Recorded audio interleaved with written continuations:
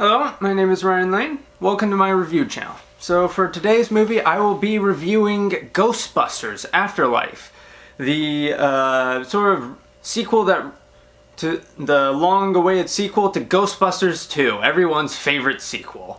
So anyway, this new story, it follows Trevor and Phoebe, two kids whose mom is they're a family, they're down on their luck, they've just been evicted, and a certain someone, it's Egon, has recently died and bequeathed to them an old, decrepit farm.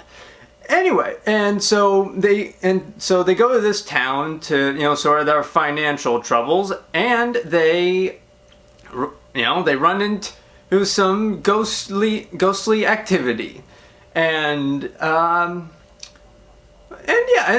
what results is an alright film. So some of the good parts. The special effects. Like the special effects, there is a surprisingly good amount of practical effects. Like everything involving the Ecto-1 car is done practically. It looks really good. Also, some of the creature effects are pretty practical and pretty good.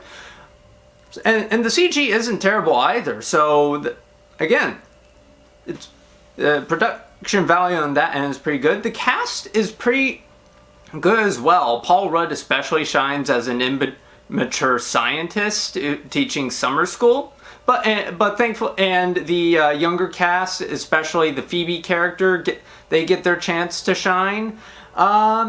Yeah, and the humor, and also everyone gets humor.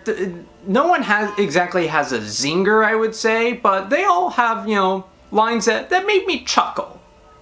So the chuckle-worthy lines, not exactly belly laughs of the original Ghostbusters, but still, it's good.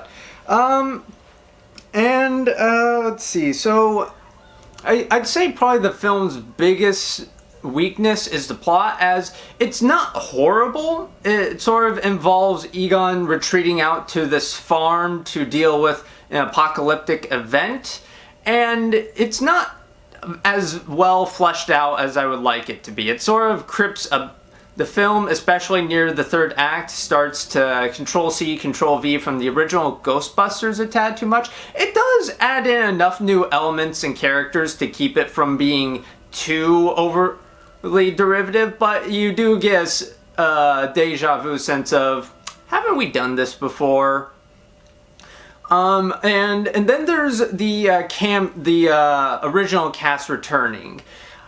So I have mixed feelings about the original cast's usage. On the one hand, I do appreciate that they showed restraint and allowed most of the new cast to get to take up the bulk of the screen time. I do appreciate that. However, on the one hand, the scenes involving the original Ghostbusters appearing, their chemistry is with the younger cast members. It makes me go, oh darn! If we had more scenes, I could see them. They had good chemistry together and funny lines.